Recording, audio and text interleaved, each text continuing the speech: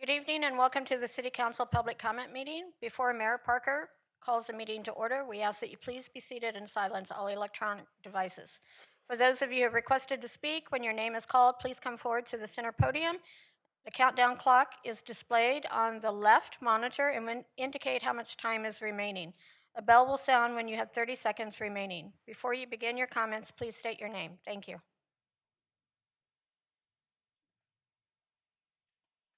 Good evening. I'll call our Fort Worth City Council public comment meeting to order. Council, our first action will be the invocation given by Pastor Chris Freeland from Doxology Bible Church. Please rise for the invocation and remain standing for the pledges of allegiance. Would you pray with me?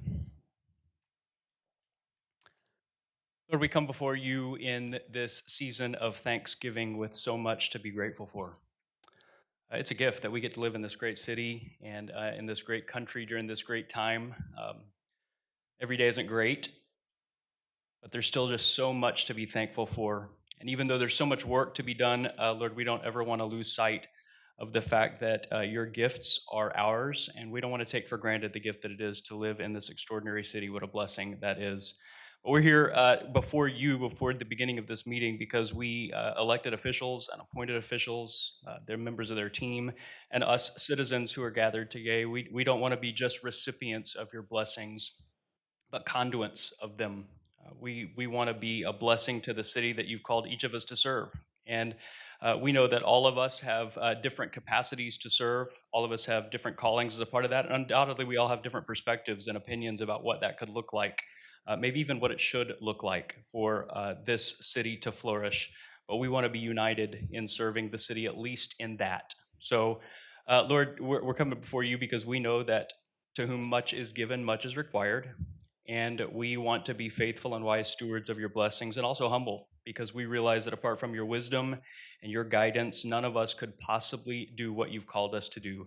So we come before you to ask for wisdom and for boldness and for courage. Go before us and around us and behind us and above us and below us tonight and long into the future. We're grateful people and want to live and lead like that. So help us to do that. I ask it because I believe that that's exactly what Jesus would have us do.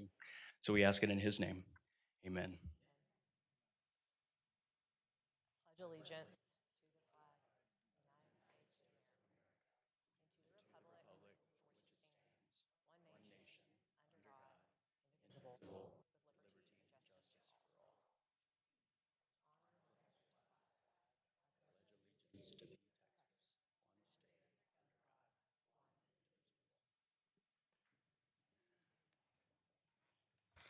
Council, our first action item will be consideration of the minutes from the October 21st, 28th, November 4th, 11th, and 18th council meetings.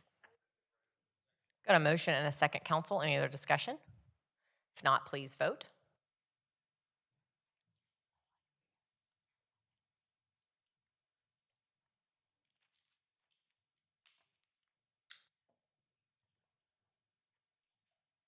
Charlie's not present. Thank you. Motion carries. Mayor, that concludes all of the action items. Thank you, Jeanette. Our first speaker is a group under Sarah Reddington. And just as a note, the council is attempting to get to the Christmas tree lighting, so we're going to reduce speaking time to the following. Group speakers will be 3 minutes, and each individual speaker will be 1.5 minutes. As we get closer to time, I'll probably give some encouragement so we make sure we get through every speaker that did sign up this evening. Thank you. Ms. Reddington. Good evening, council members and Mayor Parker. Thank you for your service to our community and for the opportunity to speak with you this afternoon.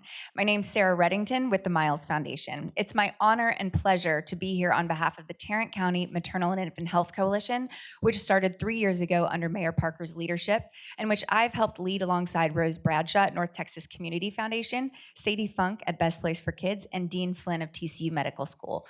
Mayor Parker first convened the coalition in September of 2022 to address a critical issue in our community. Tarrant County's public health district has the second highest rate of maternal mortality for Black women in our state. With over 27,000 live births each year in Tarrant County, Mayor Parker challenged our community to do better on behalf of our local mothers and babies, and especially for those populations most at risk. So together, we called each of our region's biggest health system leaders, from Karen Duncan at JPS to Mary Robinson at THR, Charles Williams at Baylor Scott and White, Karen Love at Cook Children's, and Laura Kender at MHMR. Each of these leaders not only answered our call, but agreed to join together to create a different approach for how we care for mothers and babies in Tarrant County.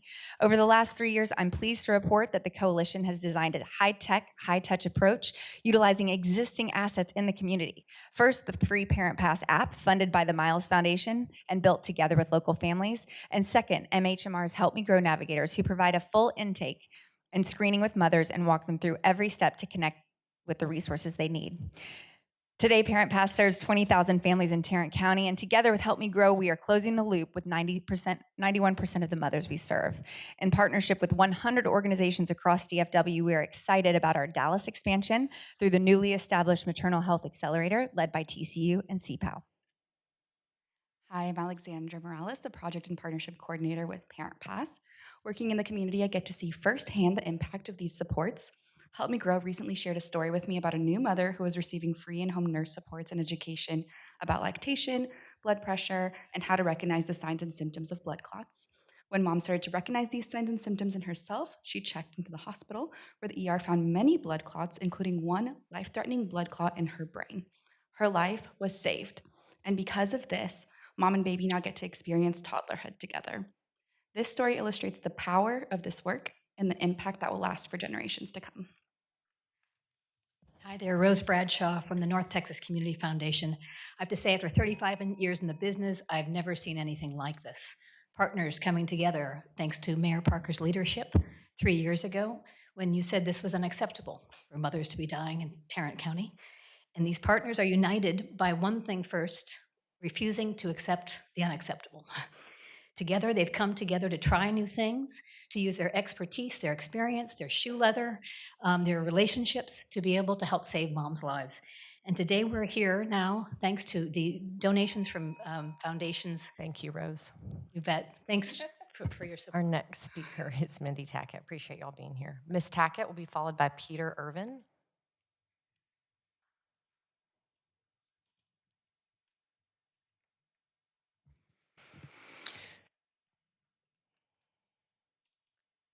Mayor Parker, you always present yourself as a moderate, believing that standing in the middle makes you fair. However, your actions minimize the struggles of marginalized communities and dismiss those who confront injustice. This mirrors the history of moderates who urged patience while others suffered. In 1963, 8 white Alabama clergymen criticized civil rights demonstrations, claiming they were unwise and untimely. They prioritized civility over justice, urging people to wait as injustice continued.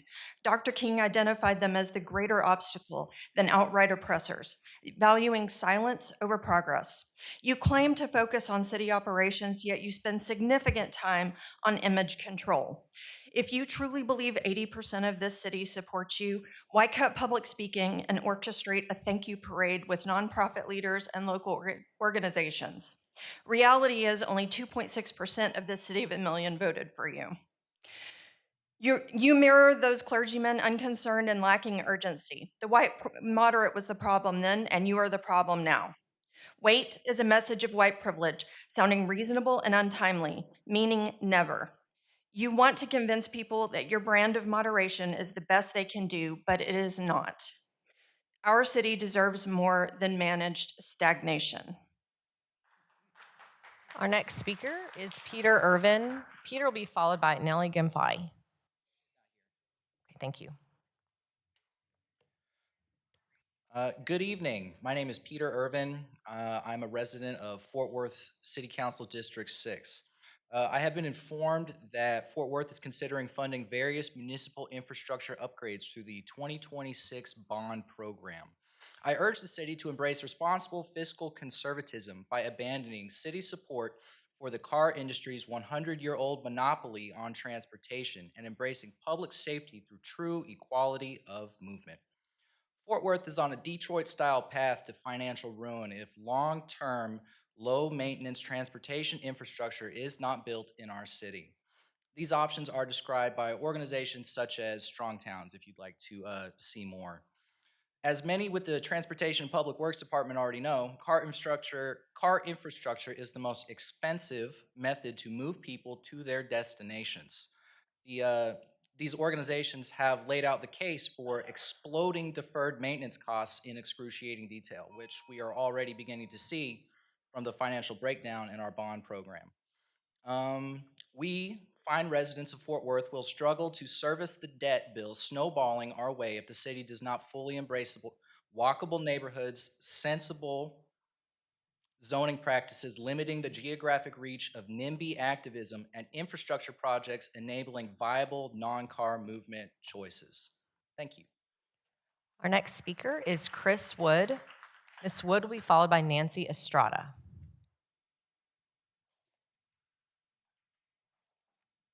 Chris Wood. Hi, Chris.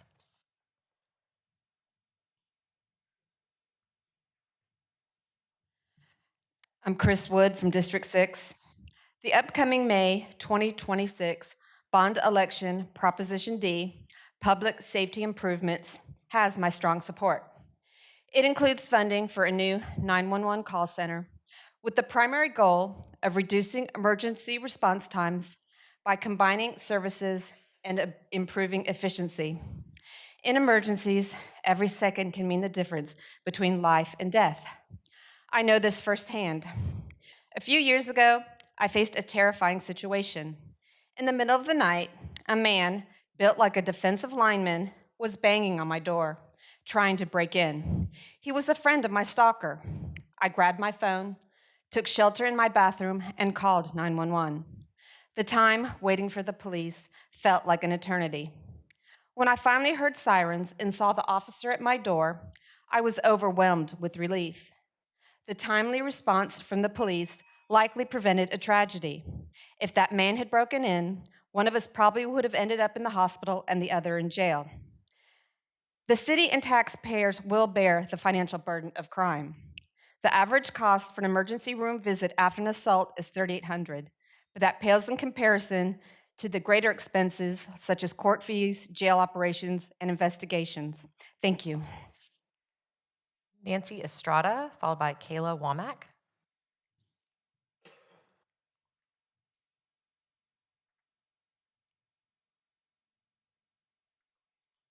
People in public service or those connected to it should never be allowed to use their position to protect each other from accountability. A person in a position of authority over my children made inappropriate advances towards me. I rejected him, and his demeanor towards me changed. My children paid the ultimate price. They were expelled. His alternate employer, Fort Worth County Day, refused to acknowledge his misconduct and instead treated me as the problem. I became a threat only hours after reporting his behavior to HR department, then was charged with harassment for exposing him. No detective ever questioned me before signing off a harassment warrant. Until this day, I have not been asked a single question by any public servant. I spent over a day in Tarrant County Jail despite never initiating contact with him. More than $30,000 in taxpayer funds have been spent targeting me. In a time where we're debating whether to cut programs that feed our most vulnerable citizens, how can this kind of spending be justified? How can protecting misconduct be priority over public need? I'd like you to consider my case for review and action to resolve this abuse of the system and the personal retaliation I have faced. Thank you for your consideration. Kayla Womack, followed by Shayna Starks.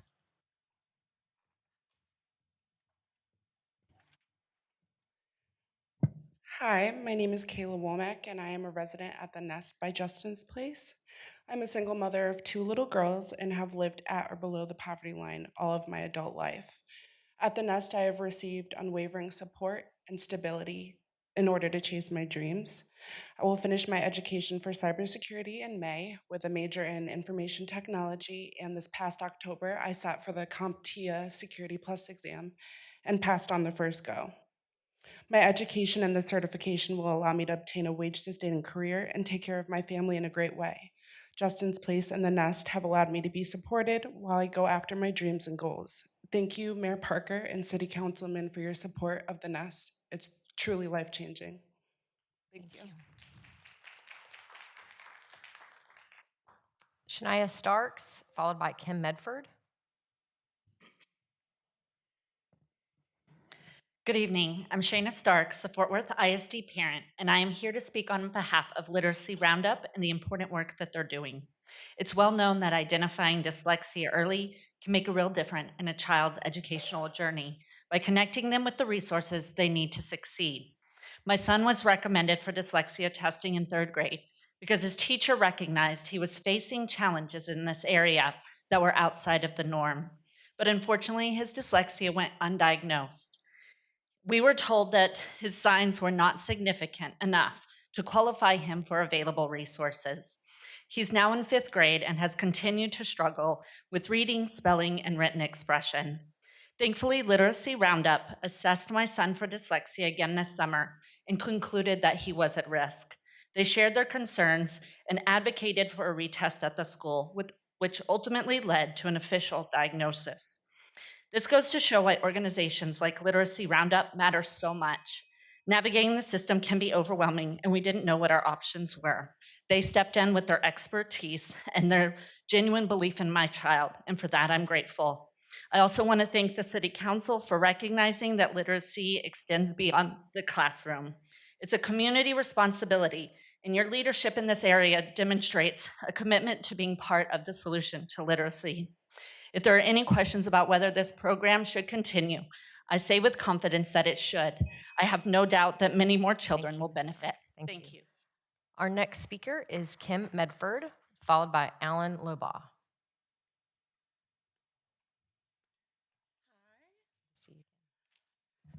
Hi, I'm back to talk. I talked a couple months ago about Noah and my struggles getting him services for dyslexia. I'm proud to say he received his 2nd day of help today at the school. So I want to thank the City Council for backing Literacy Roundup. I want to thank Literacy Roundup for reaching out to the community. Thank you for dedicating and footwork on the ground for our community. Thank you for coming to Como Community Center and giving much help and support to my son Noah. I've had a successful nursing career, but I've not been so successful at getting Noah help for his dyslexia.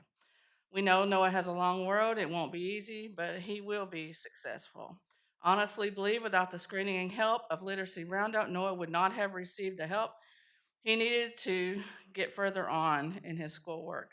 I believe we wouldn't have gotten help till probably next year, which would have been the 7th grade.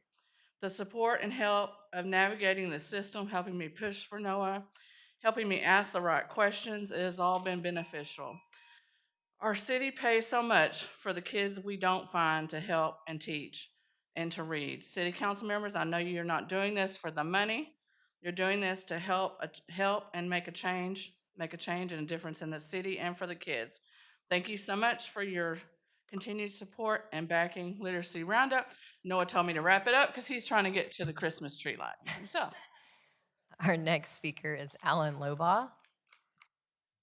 Alan here? No. Whitney Wood Juarez, followed by Jerry.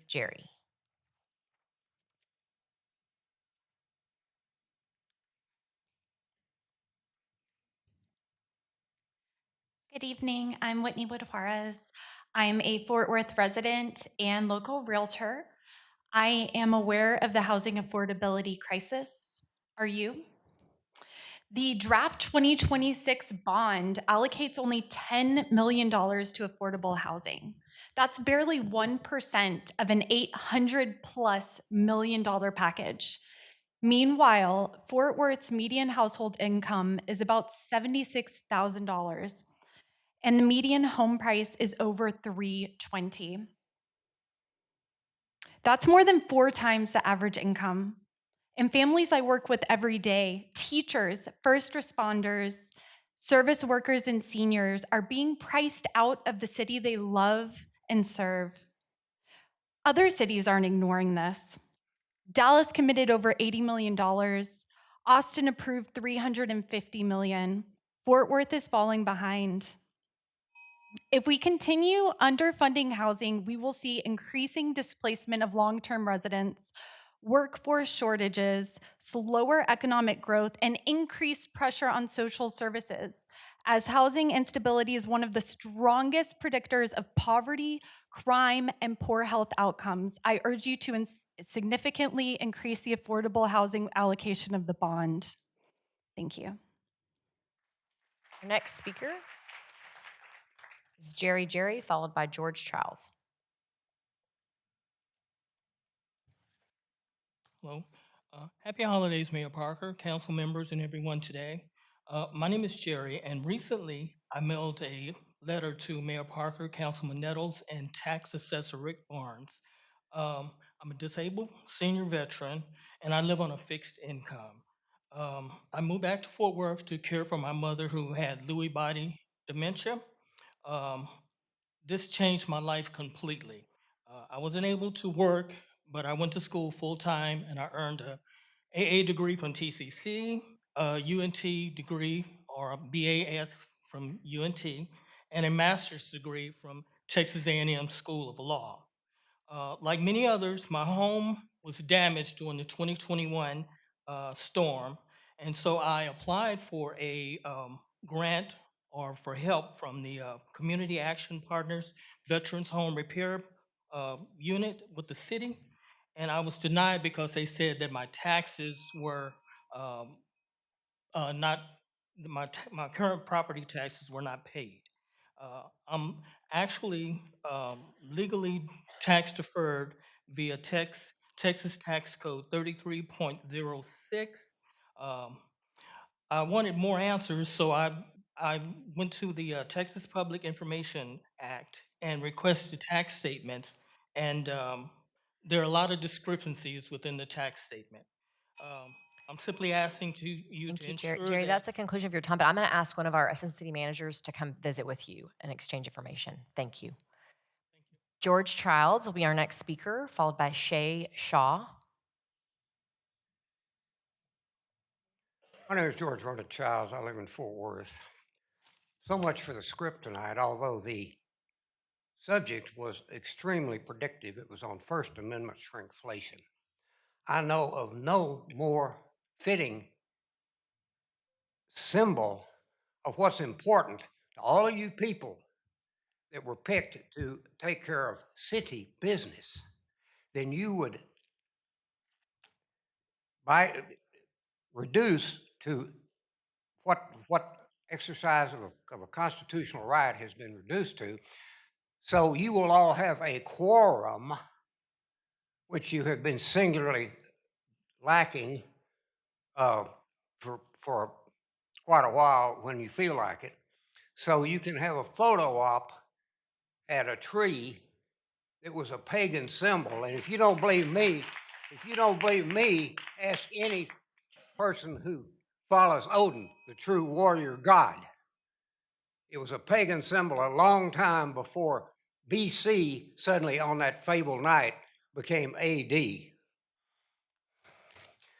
I have no words to express my disgust. I can't even say it, I'm so mad.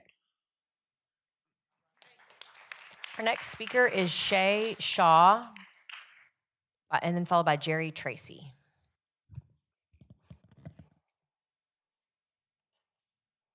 Hello, I'm Reverend Shay Shaw, and I'm a District 7 resident and a certified global citizen. Let's make sure y'all make it in time for your photo op, okay? Never mind AI and all its dangers. Did you know slave owners just became shareholders? And now systemic oppression is just politics. Tragic, isn't it? Do you feel the acid of apathy that's running through your veins? It's soaking up all these broken pipeline stains and it's spitting out every massive warning sign history already made. We the people have chosen representatives who are choosing our fate. The earth is now screaming.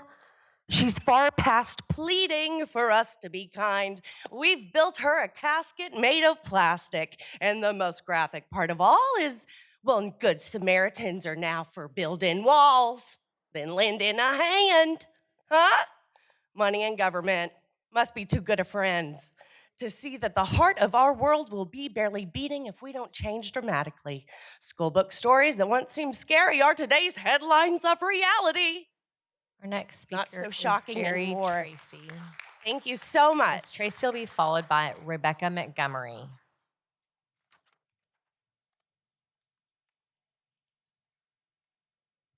Good evening, Mayor Parker and Council. I'm Jerry Tracy, and I'm here to speak to you about the Community Arts Center. The Community Arts Center is an outgrowth of the Fort Worth Art Association, established in 1938. Prior to becoming the first location of the Modern Art Museum, the center has been both a museum and an art school. Many budding artists were taught their craft right there in that building, and thereby many of the artists were taught by that prestigious group known as the Fort Worth Circle. Restoration projects are not like new construction. The methodology used to calculate the 20 to 30 million to address deferred maintenance of the center does not follow preservation practice. If landmarked at the city, state, and/or national levels, restoration incentives may generate 25% or more of the project's improvement cost. Additionally, unlike construction, these preservation projects may be prioritized, phased in, and addressed over a long period of time. In closing, in Texas, Fort Worth has the second highest number of designated buildings. That's second only to San Antonio. Let's lead on in preservation by landmarking the Fort Worth Community Arts Center. Local artists deserve to continue to utilize this vital building. Thank you.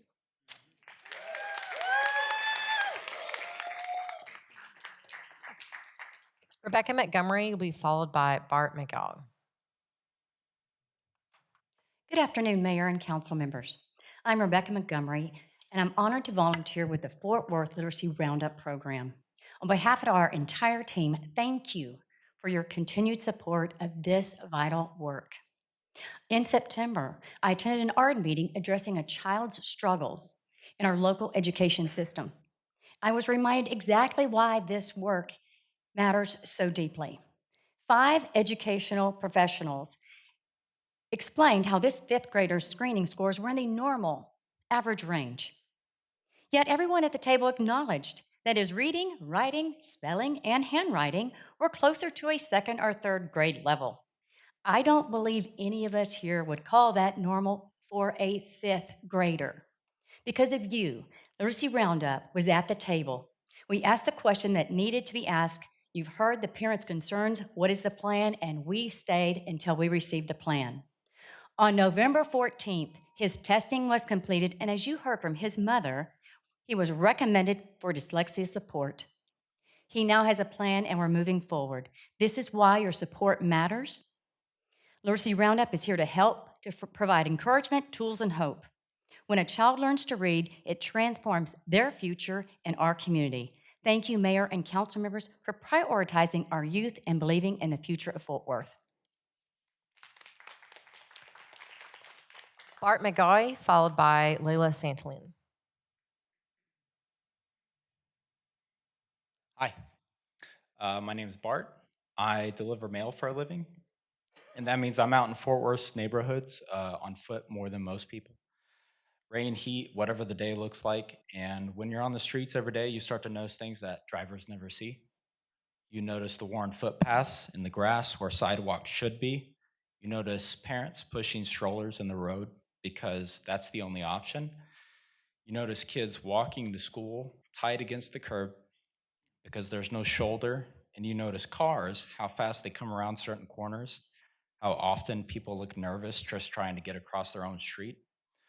None of this is dramatic. It's not a news story. It's just daily reality for thousands of people in this city.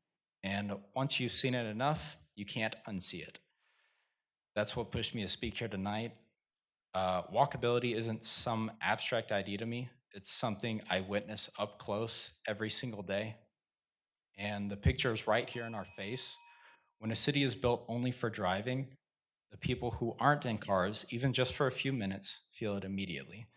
I'm not asking for anything huge, just that as Fort Worth grows, we pay attention to the small improvements that make a neighborhood safer for people who live in it, the sidewalks that finish the route, sidewalks where people already cross the streets, design that considers humans as much as vehicles. Those big things add up. Thank you. Layla will be followed by Andrew De La Torre.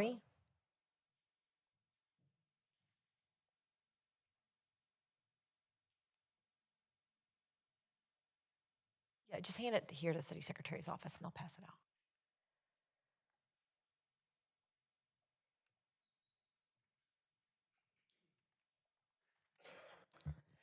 Good evening, Council. My name is Layla Santillan, and I have the honor of serving as Chief Operating Officer at Fort Worth Education Partnership.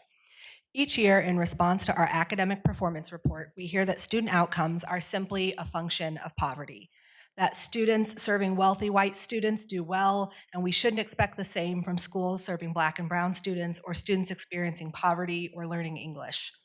That kids in classrooms today must wait for conditions tomorrow to change to get the educational foundation they deserve. That narrative asks our kids to bear the burden of waiting for an education that enables a freer life and increased opportunity. Our public schools shoulder society's obligations, and we should acknowledge that and resource them accordingly. But it's equally true that among schools serving the same student populations, we see wide variation in outcomes, including right here in Fort Worth. So the question becomes, what is happening in schools that are proving what's possible for Fort Worth kids? Last month, we released Cultivating Hope, highlighting 4 bright spot campuses in Fort Worth: Alice D. Contreras Elementary, Idea Edgecliff College Prep, Cesar Chavez Primary School, and the Leadership Academy Network at Mater Logan, all serving 80 to 95% of economically disadvantaged student populations and delivering exceptional academic growth under extraordinary leaders, with more than 53% of all students on grade level at each of those campuses. We ask you to encourage these leaders, thank them for the work they're doing for Fort Worth students. Layla. Thank you. Our next speaker is Andrew Torrey.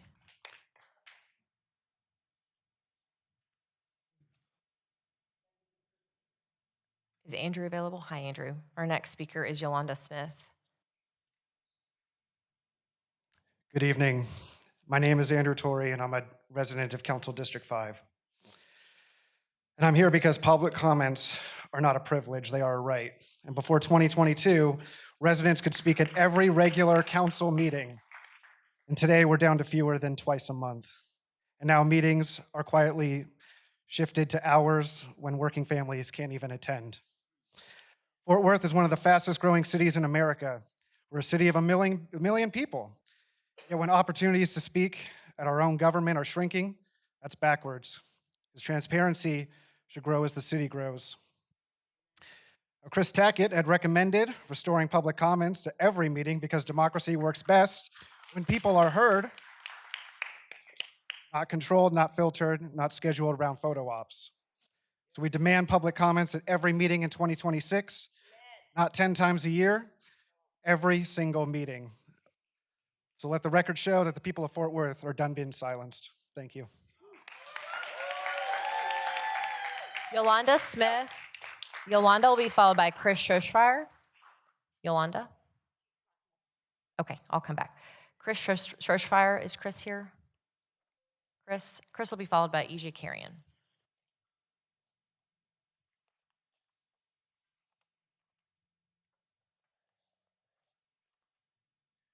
Good evening. Really excited to be here. I bring you greetings from Paul Quinn College in Dallas, Texas. We are really excited to be partnered with Crowley Independent School District to work with 4 middle schools. The reason why we work with 4 middle schools is that there is power in the middle. Mindsets are built in the middle, habits are built in the middle, and skills are built in the middle. And so we're excited to partner with with Crowley Independent School District. We serve 3,500 students, of which 65% of them reside in Fort Worth. We are excited to invite both of our council members, Dr. Hall and also Councilman Nettles, to come and visit us. We focus on academic excellence. We focus on experiential learning. We focus on industry-recognized skills. And we also focus on entrepreneurial thinking because our children need to solve the problems that don't yet exist. And so we're really excited to partner with Crowley ISD. We're excited to be in Fort Worth. And we're also excited to be back in Fort Worth because we have served in Fort Worth before and working in night school in Dunbar High School to help people finish their college degree. And so we're really excited. We invite you all to come visit us. We invite you to, we'll come back with updates from time to time. And we also are really excited just to be here. Thank you. Our next speaker is EJ Carrion, followed by Martin Molosky.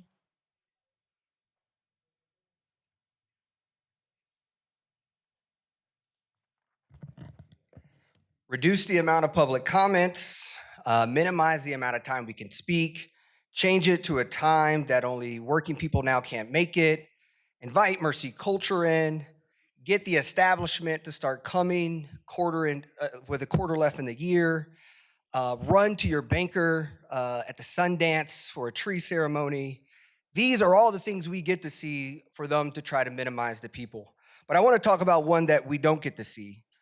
Bradford William Davis wrote an article October 31st called "Don't Be So Quick to Judge Intent Behind a Casket Left at Mayor's House." This talked about the history of caskets being used as a symbol of peaceful protesting, not just in our city, but across the country. I'm here to say that less than 30 days after that article, Bradford is no longer have a job at the Star-Telegram. A Black journalist, the only op-ed Black journalist of Star-Telegram, no longer has a job. So what you have here today is power, and it's working in 3 ways. 1, the people who have the privilege to come and speak to you. 2, the people who need to pay their bills and make sure their job is being certified by kissing your ring. But 3 is all the other people who can't come out here because they're afraid that they're the next Bradford. Martin Molosky will be followed by Sabrina Ball. Hi, my name is Martin Molosky. I'm from District 6. In District 6, we don't really have much going on besides a lot of nice homes, some fast food restaurants, and some liquor stores. There's nothing really for families and the youth to do, and that is why I'm proposing that this would be the only year-round ice rink for the city of Fort Worth, 1 million people, be built in District 6. There's a lot of land, and youth sports is very important. I played football in high school. I don't anymore, but those lessons that I learned, hard work, perseverance, teamwork, those are lessons that I use every day. My son plays hockey because he likes to go fast. But we have to drive 40 minutes to Arlington or Mansfield, or an hour to Euless or North Richland Hills. There's nothing really in the area, but there is an interest. People drive all the way from Weatherford just to go to like Arlington or Mansfield. My wife and I get parents who come up to us all the time. Oh, your son plays hockey. My kid keeps bugging me about hockey, but I don't know where they can go to play it. So I'm proposing that we find a way to develop the first year-round ice rink in District 6, and that will benefit the entire city of 1 million people. Thank you. Sabrina Ball will be followed by Shanna Snyder.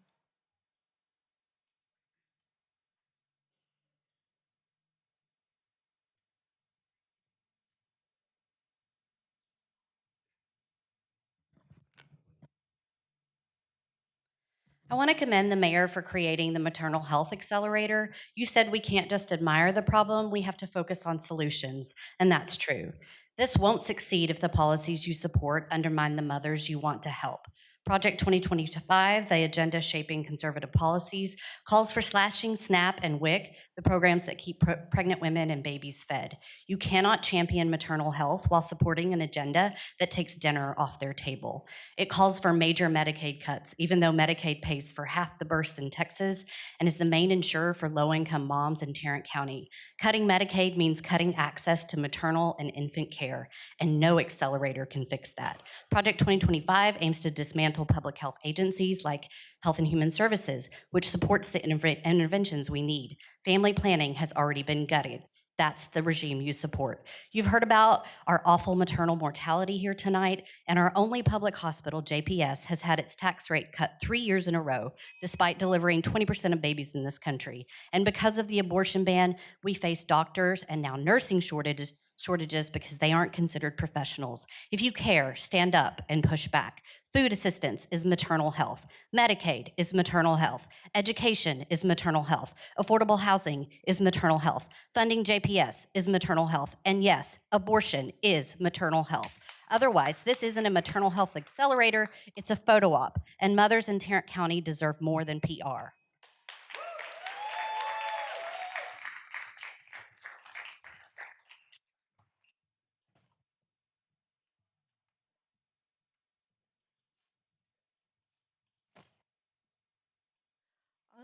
Good evening, Mayor Parker and council members. I am Shanna Snyder. I'm our Senior Director of Community Investment Programs with the United Way of Tarrant County, and I oversee our maternal health initiatives. This sounds like a really important topic tonight. So I am very excited to give some updates about some of the work that United Way has been doing along with our programmatic partner CPAL in Dallas. They were mentioned earlier with the Maternal Health Coalition work. Team Birth, not teen, team, TEAM, that happens a lot. Team Birth is a very simple but powerful model that improves communication and safety during the birthing process. It brings the birthing person, their support person, and the clinical team together to, in regular huddles, use in a shared planning board so that everyone stays aligned and families have a real voice in their care. United Way, along with CPAL, has served as local backbone and implementation partner. We got to meet Team Birth, bring Team Birth to Tarrant County. Tarrant County has now implemented in 7 hospitals, launched 1 more hospital this year, and is the very first one in all of Texas to implement this really life-saving program for our families here. Alongside this work, we're also doing a lot of work with our doula community. We have 5 doulas on staff providing free care, and we have trained 150 doulas in our community. So lots of work going into supporting these families and our mothers. Thank you so much. Is Ms. Smith here, Yolanda Smith? Did she make it in? Yolanda, if you want to come down and speak, and then we'll go back to Becky Bass.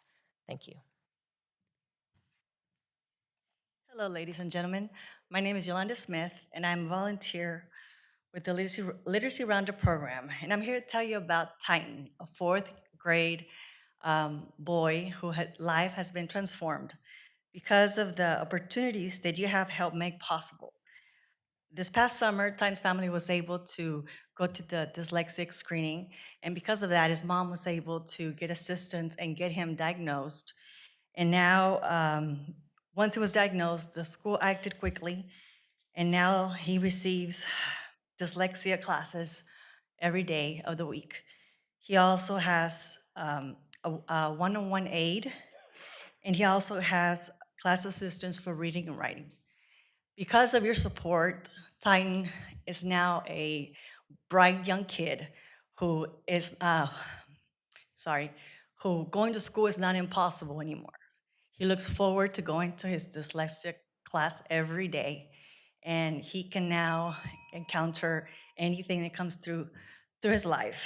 So on behalf of Titan's family, I'm just here to tell you thank you. Thank you for your commitment, and I'm just here to tell you that you are changing lives. You're not just supporting a program. Thank you very much. Becky Bass will be followed by Michelle Kennedy. Thank you, Mayor Parker and City Council, for the opportunity to speak with you tonight. My name is Becky Bass, and I'm the Executive Director of the Fort Worth Community Land Trust. And I just want to thank the city for prioritizing housing as a part of the upcoming 2026 bond, and urge City Council to support and possibly expand to even more meaningful funding as a part of the upcoming bond initiative. The data is very clear. We are projected to have over 14,000 new households that will make between 60 and 120% of area median income in the next 10 years. Those are families that are going to struggle to find housing without meaningful production and programs that meet their needs. Just between 2010 and 2024, we've seen a 33% increase in our population here, which beats the state average of 24%. And prices have increased 50% in the last 5 years alone. The city's own neighborhood conservation plan and affordable housing strategy is clear that housing is necessary to meet our growth, and we need new funding sources to be a key part of that production. Thank you. Michelle Kennedy. Ms. McKinney will be followed by CJ Johnson. Use the center podium, please. Ms. Kennedy, the center podium. Oh, yeah, Michelle, thank you very much. Yeah, thank you. Thank you so much. My name is Michelle Kennedy, and I'm with Trinity Habitat for Humanity.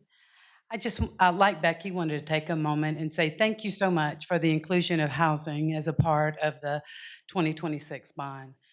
In November, I celebrated my 28th anniversary with Habitat for Humanity, and it's the first time during my tenure that I've seen housing considered as a part of a bond package, and I want to say thank you. I was recently reading an article that I think you might find interesting, especially since all of the discussion we've had tonight is surrounding education. The article was by researchers Haran and Parcell, entitled "The Impact of Homeownership on Childhood Outcomes." It was referencing previous research by the Harvard Joint Center for Housing Studies that said a home is foundational in the life of a child. But these researchers found out that children who grew up in a home owned by their parents do better in school in math and reading, are 11% more likely to graduate high school, and 14% more likely to go to college. Not only tonight, but for the last several months, I've heard you all talk about, and I've seen you spoken to about the crisis of education that is perceived in our community. I want to say tonight, thank you for recognizing that a home is foundational to a good start in the life of our children. Thank you. Our next speaker is CJ Johnson, followed by Wesley Kirk. CJ here? No. Wesley Kirk, who's a part of a group.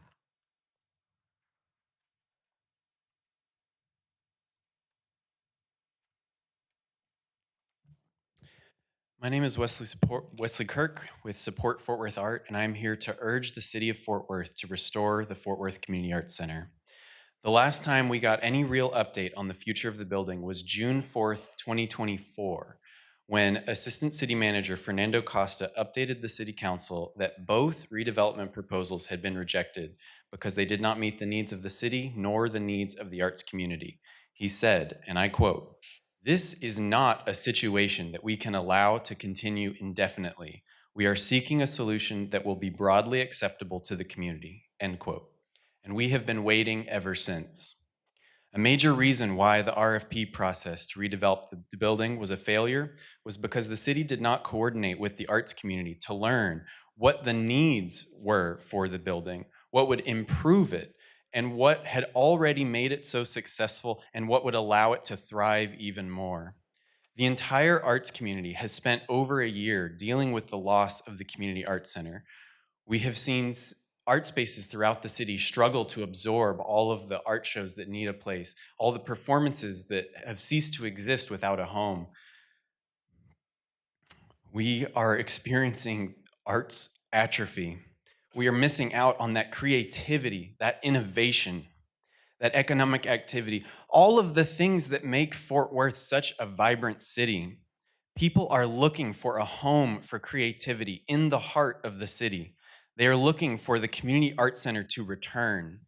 Artists, architects, historians, all of those who care about the building and want to see Fort Worth thrive are all eager to work with the city and ensure that the restoration of the Community Arts Center is a huge success that Fort Worth can be proud of.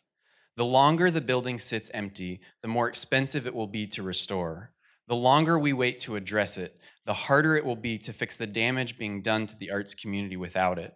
We are ready, we are willing, we are able to help the city see this project through. We cannot wait any longer. Now is the time. Let's rebuild the Fort Worth Community Arts Center together. Thank you.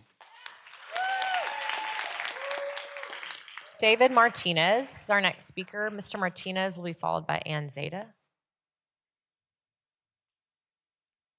David, are you here? No.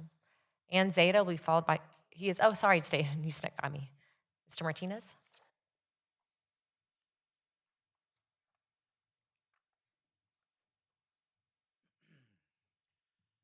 Good evening. Sorry, I've been away. I know y'all miss me. I am now cancer-free, thank God. I want to tell everybody about this last month was Native American Heritage Month, and a lot of people didn't know about it because we didn't see it much of anything by the city or by the arts community in Fort Worth. And that I'm not going to put the blame on anybody because I should be out there doing stuff that my community wants to do things. But we had a setback with the White Settlement Road name change. It kind of inspired a few of us to work on a mural that we want to be able to present for the city about the history of Fort Worth and how it came about. A lot of people have different things to say, but if you look into the Texas history documents, it talks about the battle that took place that was pushed by developers who put armed militia to attack the Native Americans when we had peaceful places in Fort Worth before we went to battle, and then they sent the military after our people. We weren't conquered. We have a peace treaty, and it's the supreme law of the land. And I'd like to talk more about it, but God bless. Thank you. Ann Zaid will be followed by Stephen Bryant. I appreciate the opportunity recently at public meetings to voice my support for the 2026 bond to include funding for affordable housing and reiterate that support here tonight. And also, after accepting your request to serve on the 1300 Gindi Task Force addressing the future of the Community Arts Center, a pretty frustrating process, but I believed then and I believe now that the community asset should be restored and fully supported by the city as a citywide asset. For years, it has been said that leadership, being in elected office, is about having thick skin. People used to say that to me all the time when I served on that side of the dais. You must have thick skin. Just so that we're clear, I do not have thick skin. But leadership is not measured by how one endures criticism, but how faithfully one listens to it. When officials dismiss dissent as noise, they do not show strength, they show fear. When the city calls for civility while narrowing the public's right to speak, they do not protect democracy, they weaken it. We are told to admire toughness, but toughness without accountability is tyranny in disguise, and the true measure of leadership is not thick skin enough to ignore criticism, but ears open enough to hear it and hands willing to act upon it. The people of Fort Worth and every city deserve leaders who welcome dissent as a compass, not as an inconvenience. We deserve rules written in plain language, meetings open to all, and budgets that reflect equality rather than expediency. Let us demand leaders who measure their worth not by endurance, but by responsiveness. Let us insist that democracy not be a performance, but a practice that we all participate in. Stephen Bryant will be followed by Amy Razor. My name is Stephen Bryant. I live in District 4. I think that we can all agree we want our tax dollars going towards solving issues in our city in the most cost-effective way possible. After looking at the Fort Worth 26 bond budget tool, I have some ideas that would have our tax dollars working smarter, not harder. I am all for helping animals get the safety, care, and shelter they need. So instead of $58.7 million for a new animal shelter, I propose $35 million go to mobile spay and neuter units to address the root issue of overcrowding in shelters instead of just building a bigger shelter. Use current shelters to provide temporary housing while stitches heal and release after. Fort Worth Animal Care and Control through the CLIP and SNP program already has a mobile trailer coming into the city and doing the surgeries and vaccines for free. Let's uplift this program by giving it more resources, more times that people can bring their pets, partnering with local animal shelters for temporary housing, and actively promote this program so all current and future pet owners are made aware. We already have designated vehicles and assets, so we could save even more money by allocating more to FWACC rather than having to start from scratch. Depending on how we want to allocate it, we could even use some of that $35 million to add onto or upgrade our current shelters by finding a local contractor to help a Fort Worth small business, added along with more mobile trailers outfitted with the tools to fix the issue of overcrowding and go at this issue from two fronts while still doing what the city set out to do by adding state-of-the-art equipment. Why? This addresses the heart of the issue in a fiscally conservative way without bloating the budget because we are using the tools at our disposal. Thank you. Amy Razor, followed by Mindia Whittier.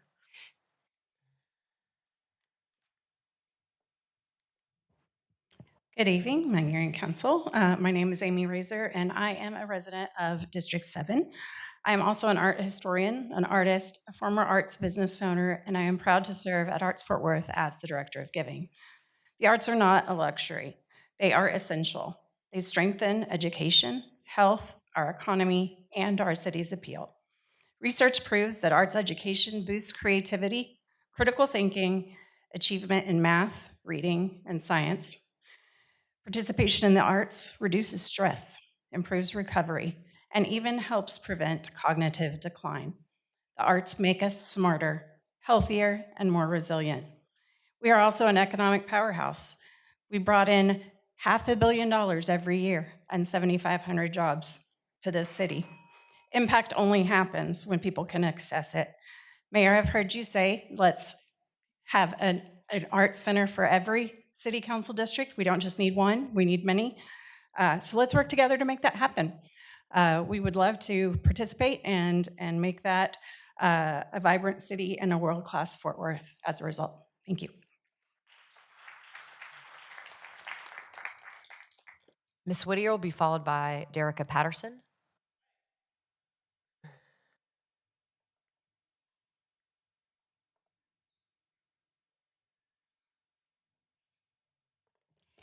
In 2017, community members advocated for Fort Worth to join a lawsuit challenging the Show Me Your Papers law for violating civil rights. During that time, I met with Maddie Parker. As Chief of Staff for Betsy Price, you were dispatched to defuse us. At that meeting, you theorized we were really upset about what was happening with politics at the national level, and we were just taking it out on the local elected officials because that's who we had access to, even though every other large city in the state had already voted to join the legal action, which clearly vindicated the legitimacy of our proposal. I heard this same talking point by you on a recent podcast that the state of polarization lies with the national parties, but you all are the ones getting pummeled due to proximity. You also mentioned reading a book called Performative Outrage. It lets you rationalize that anyone outside of the West Side Gang is an ignorant, wrong-headed radical just seeking fame. I'm here to set the record straight. Those of us advocating for accountability are not here to take out our anger from the federal level on you. We're not here to score a viral video or build a political following. We are here because we care, because government has the most direct impact on our daily lives at the local level, and because many of you are bought and bossed. This is not performance, it's participation.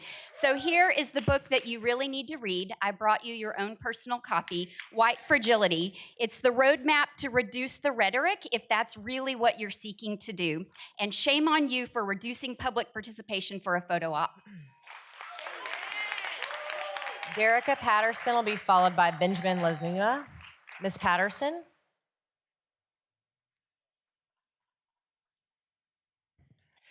Okay, good evening, Mayor and Council. I want to begin by thanking Dr. Mia Hall and the District 6 office for their responsiveness and intentionality. Their engagement is the reason I stepped into civic participation and began mobilizing my own community. Please know that we see you, we appreciate you, and we thank you. So before anyone disengages, let me reassure you that I come in peace. I am not angry. I am informed, invested, and unwilling to pretend everything is fine or accept scraps because it could be worse. These issues may not be the fault of anyone sitting here today, but here we are. Recently, I was told that development is at the mercy of private investors and they must see an area as worth investing in. If that's true, then we all have work to do. No developer will view our area as worth investing in while deteriorating properties bypass the standards the city should enforce. We have plywood boarded up buildings and retail corridors next to $300,000 and $400,000 homes. Dead, overgrown landscaping, filthy buildings that need pressure washing, and signs that are fading. If we want investment, enforce the ordinances we already have and create new ones. Development follows expectation, and rooftops clearly aren't our issues here. I want to come and let you know that I am asking this entire council, not just District 6, to partner with us. We may have been quiet before, but we are here, we are awake, and we are engaged and organized, ready to work with you. And again, I'm not angry. Thank you, Ms. Patterson. Our next speaker is Benjamin Ledesma, followed by Chris Tackett. Howdy, Mayor Parker and Fort Worth City Council. I'm here with regards to the redevelopment of the Community Arts Center at 1300 Gindi. I am a board member and musician in the Fort Worth Civic Orchestra. Our organization collects modest dues from roughly 80 members, but we provide free classical programming to the Fort Worth public. I'm not here to provide an official statement from our organization, but rather as a member of the orchestra who happens to have insight into its direction.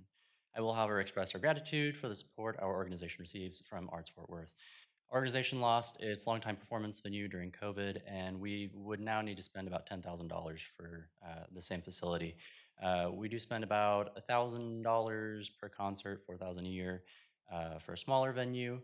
But this does represent a threat to our ability to provide free programming for citizens of Fort Worth. As a result, I'd like to urge the city to consider ways to maintain low rental costs for the use of possible new performance venues like that at 1300 Gindi. While we chose not to consider renting the W.E. Scott Theater due to size constraints, the cost of parking to patrons at $10 per car was specifically hostile to our audiences. We're just one of many organizations that would love to provide centrally located concerts free to the public.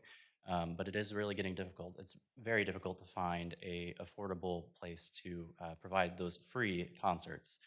I'd also like to caution against proposals that allow private interests to use the Arts Center in a way that would render the center inaccessible otherwise. Thank you. After Chris Tackett, it's Darlene Cryer.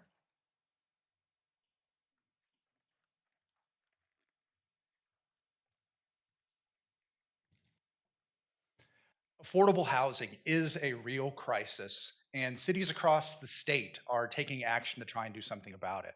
In 2022, Austin passed an affordable housing bond for $350 million.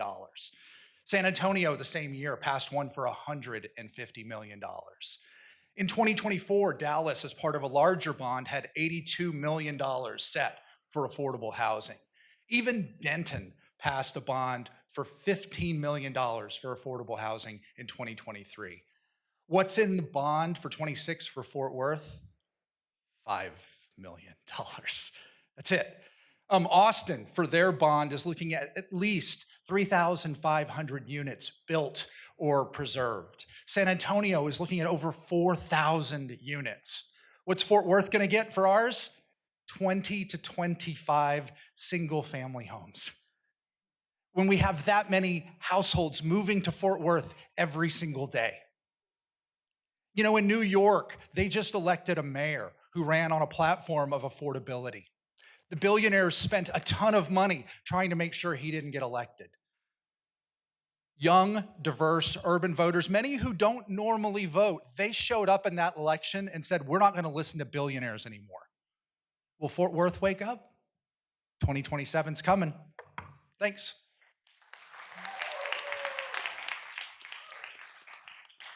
Our next speaker is Darlene Cryer, followed by David Rodriguez.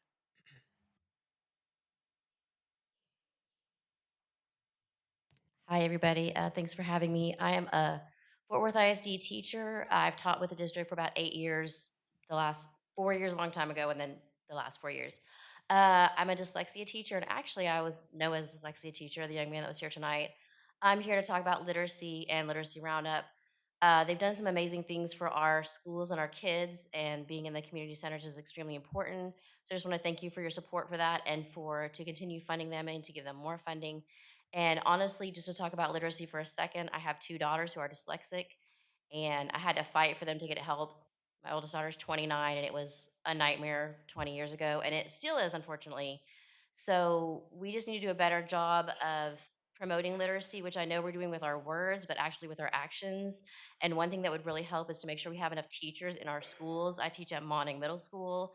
We do not have enough teachers. We have 30 to 35 kids in many of our classes. On a good day, that is not good, and it's not a good day. So we really need to help our teachers, our schools, and our kids, because if we don't teach these kids how to read, they're going to have major significant problems in their life in the future. I did teach Noah today just for the second day, and it was great to have him. So thank you for your help, and just please continue to fund literacy.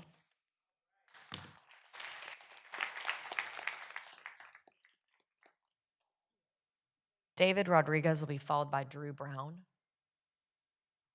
David Rodriguez, thank you. And then Drew Brown.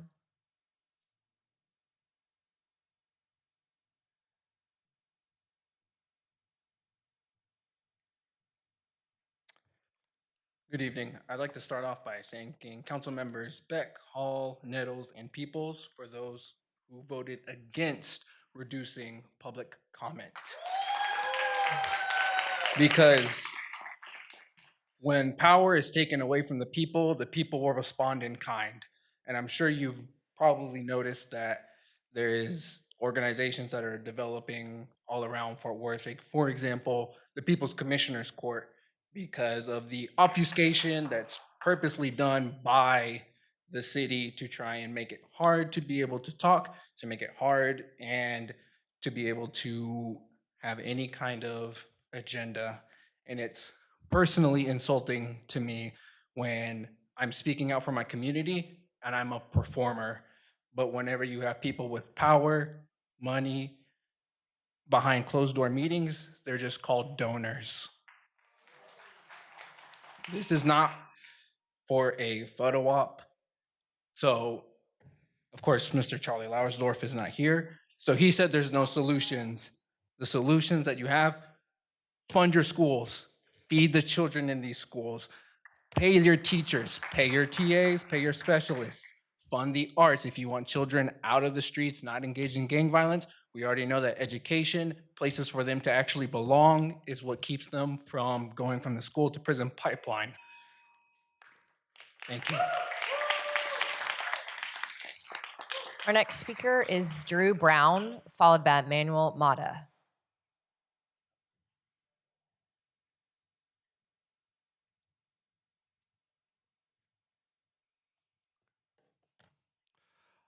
I'm speaking in support of the arts community of Fort Worth tonight, specifically in support of the Fort Worth Arts Community Center.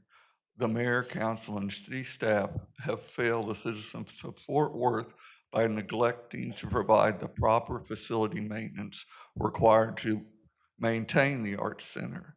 The lack of preventative maintenance has led us to a point of needing major repairs and renovations, which will cost the citizens of Fort Worth much more than these repairs would have been through a best practices building maintenance program.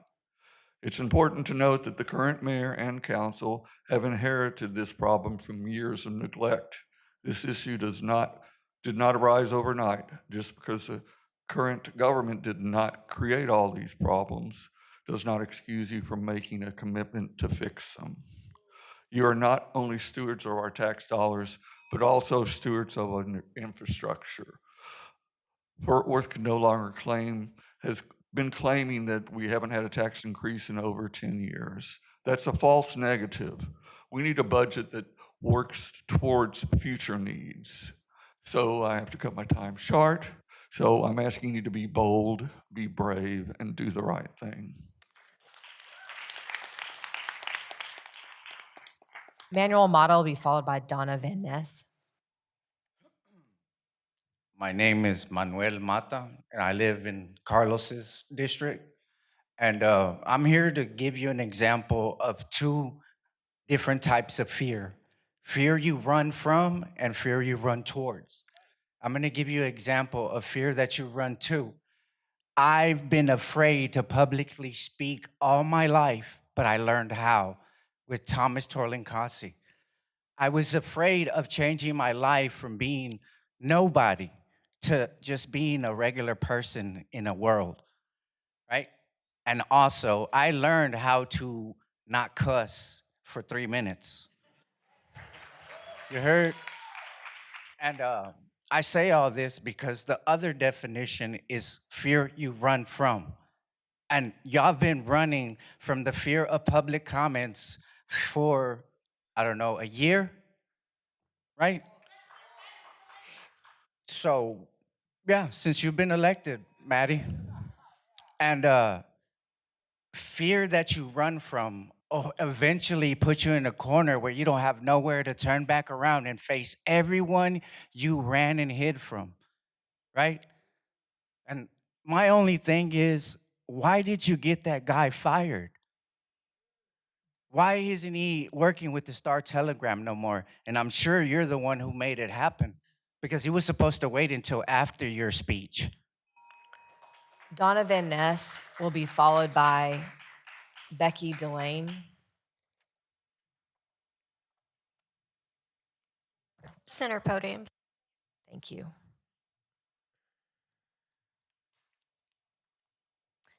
Mayor, Council, thank you for the opportunity to speak to you today.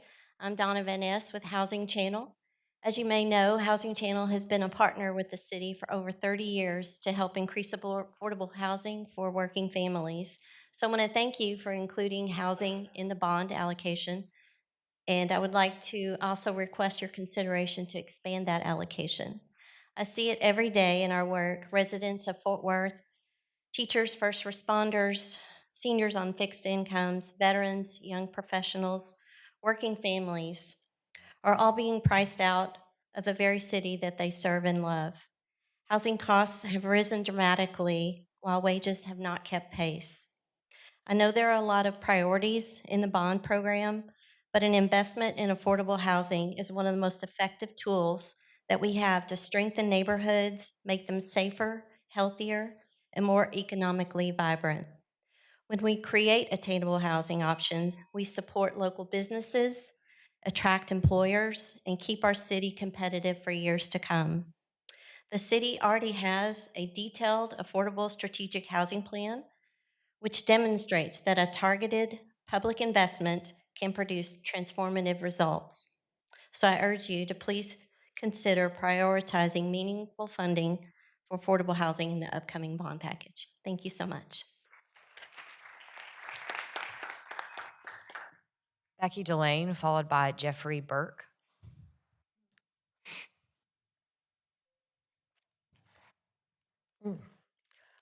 I am Becky DeLon and here to speak for myself on behalf of the growing number of delinquent youth being sent to prisons rather than to juvenile detention centers for rehabilitation that serves them rather than breaks them.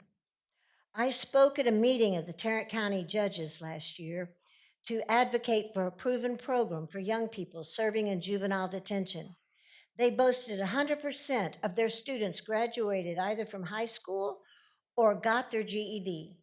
They provided free classes, not only for the kids, but for the parents in parenting or English or reading or job hunting, whatever they needed, and that was paid for. Neighbors were trained as tutors and mentors, and community activism and participation was encouraged in the community centers. The judges voted to withdraw their funding. And today, more young people are going into the detention and overflowing into state prisons than in any other county in Texas. I know you're aware of that, and I assume that you're as ashamed as I am. It's sad. It's heartbreaking. It's nothing to be proud of. Again, I am here to ask you, oh, wait a minute, wrong page.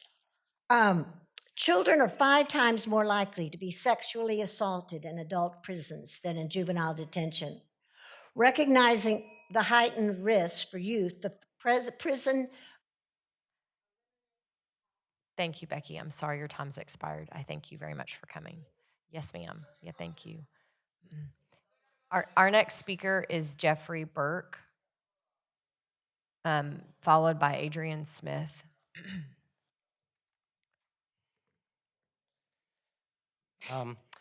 Good evening, honorable council members, citizens of Fort Worth. My name is Jeffrey Burke. I am from District 9, from Ms. Beck's district. Honestly, I think what I'm going to say is a bit of a bust. It's none of the big stuff. It was just some small stuff I've noticed here since I've been here for about 2 years. It's good to see you again, Mayor Parker, by the way. Just a few. I mean, I'm a law student. I hope to be a DA one day, maybe serve as a JAG. And one of the things that I've noticed, I've been to the criminal court building a few times, and I guess I've heard that it needs some renovation. It's probably the most heavily used court building in the city. Unfortunately, there's a near unlimited supply of cases. I hope that hopefully in the bond program, it will have some extra funding. It's used heavily. In addition to that, there's a criminal court building right next to it that the city can use. The city is growing, and we need to increase our capacity to deal with these cases. So hopefully people can have their day in court, not 2 years later, but maybe a few months later. And I guess one other small thing is that, I have 30 more seconds, never mind, sorry. And I guess one small other thing is that I was on a walk today and I noticed a lot of buildings that are not being used. And I hear a lot of people here talking about needing for housing, needing other buildings. I feel like the city can do some good by maybe using things like tax abatements, maybe giving incentives so that employers and investors can use those buildings. I saw that with a business called Dogtopia, and they did a really good job of that. Thank you for your time, and thank you for the time. Thank you so much.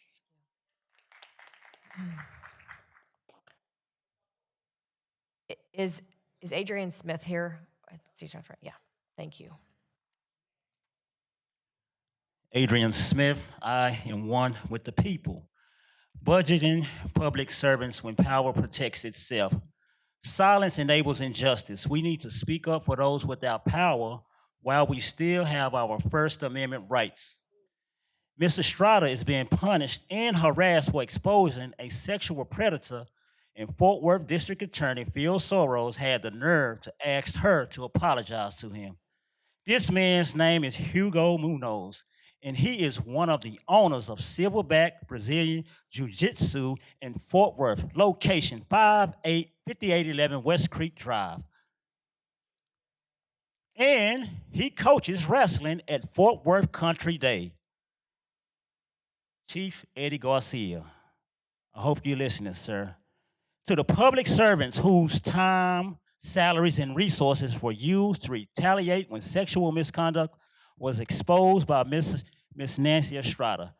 Detective M. Sullivan, badge number 4150. Responding Officer McDonald, badge number N238. Judge Cynthia F. Approving Supervisor Sergeant Harris, badge number 3098. 6 Fort Worth Corrections officers who came to her home with a sealed warrant. Court employees responsible for repeated rescheduling. God bless you, Maddie Parker. Bless your heart, bless your heart. Patrice Jones will be followed by Julie Wendy.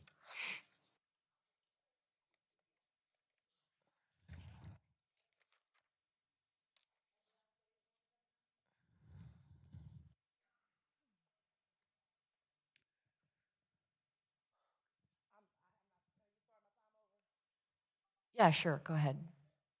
Start at 1:30, please, thank you. Can you restart? Yeah, they're gonna do it for you. We'll start at 1:30, thank you.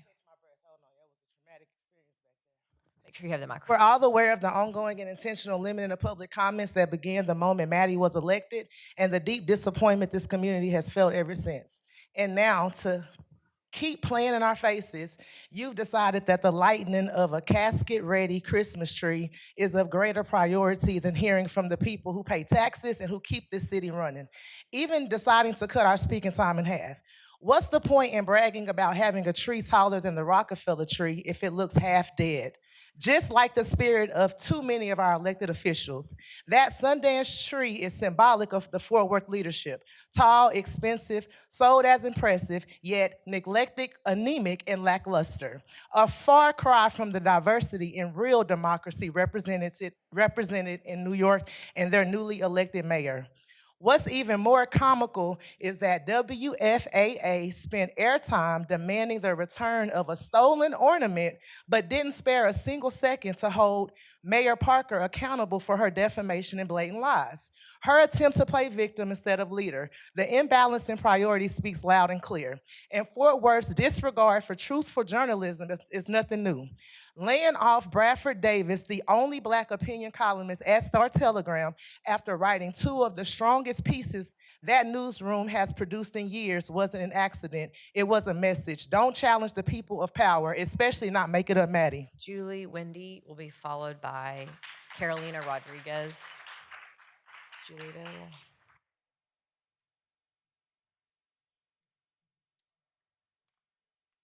Hi, I'm Julie Wendy. I'm a working artist here in Fort Worth. I sold 2 paintings this week. I got my start at the Community Arts Center back in the early 90s, actually. And I'm here to support everybody else who showed up. And I want to say to each one of the council members here, I want to ask of you, what can I do?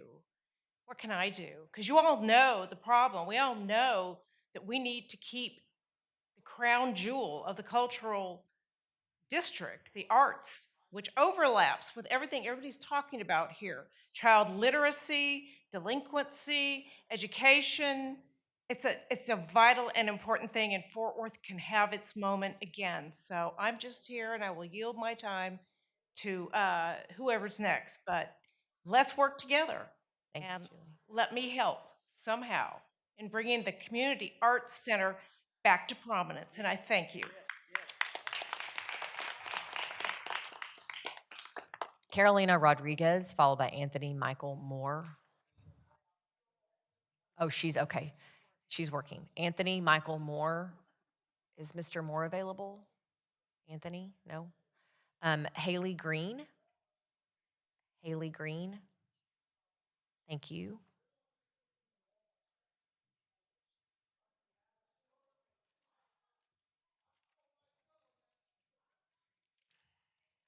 It's just like a little stressful, just pointing that out.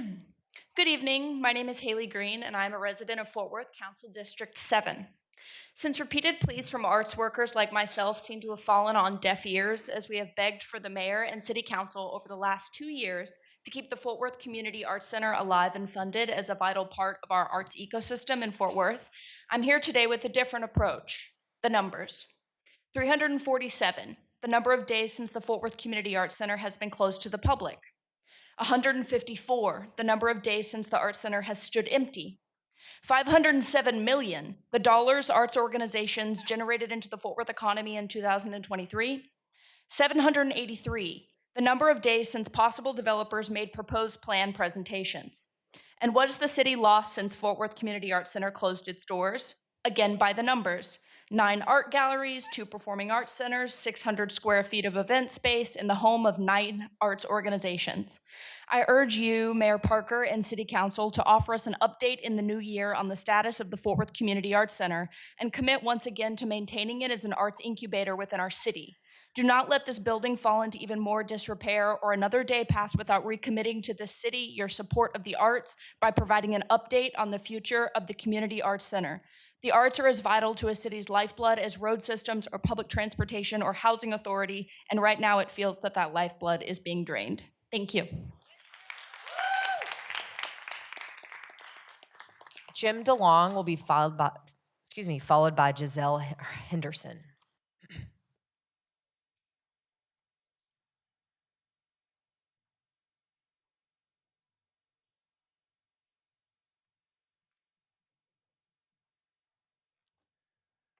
Good evening. My name is Jim DeLong. United we stand, divided we fall.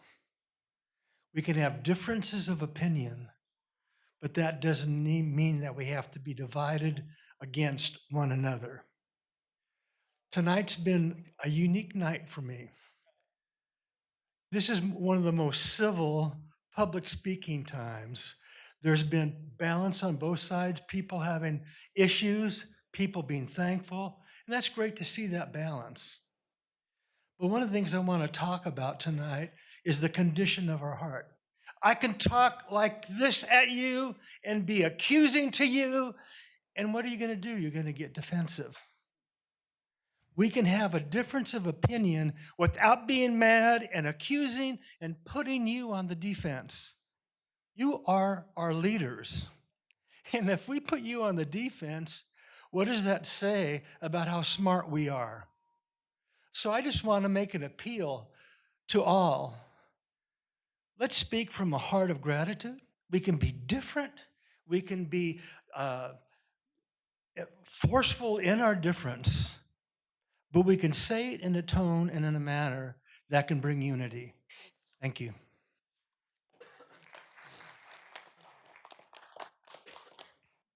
Ms. Henderson will be followed by James Smith. Tonight, while you head to get your viral tree lighting picture, a mother is struggling to figure out how to get her family a tree.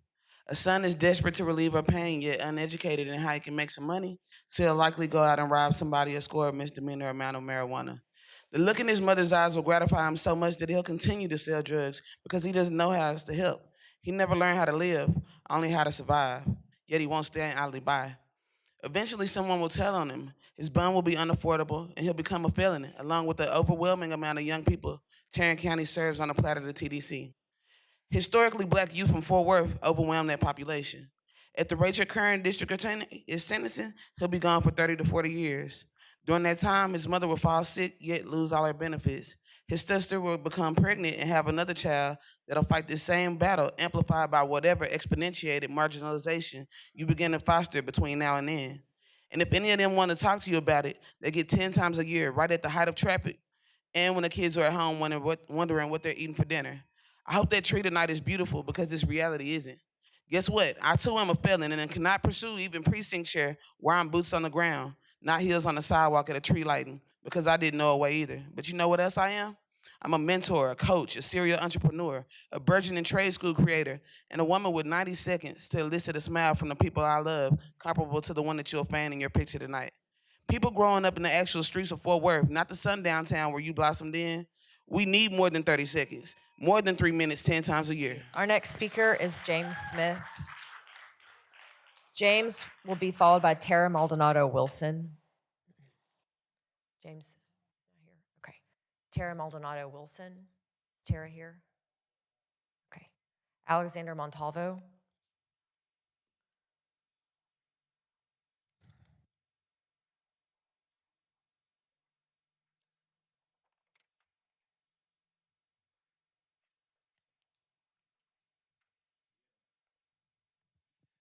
Well, this night has been interesting, that's for sure. We're going to talk about it here for a minute and a half.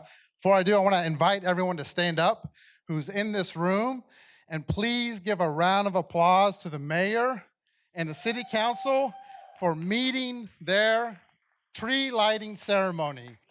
We want to congratulate them for meeting this moment that they worked so hard to get to. I also want to thank Police Chief Garcia and the police officers in the room, including that special marshal officer standing against the wall for not knowing what de-escalation looks like.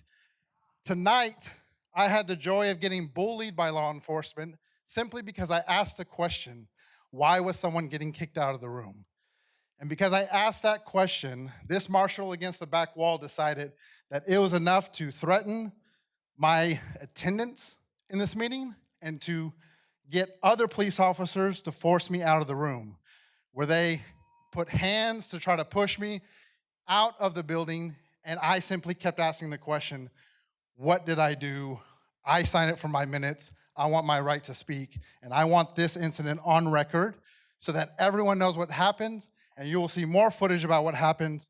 And this was cowardly what happened with law enforcement, and what you are doing, Maddie, is cowardly by being so afraid of the people's voice to try to continue this crusade against public comments. That's a conclusion of our speakers. Meeting is adjourned.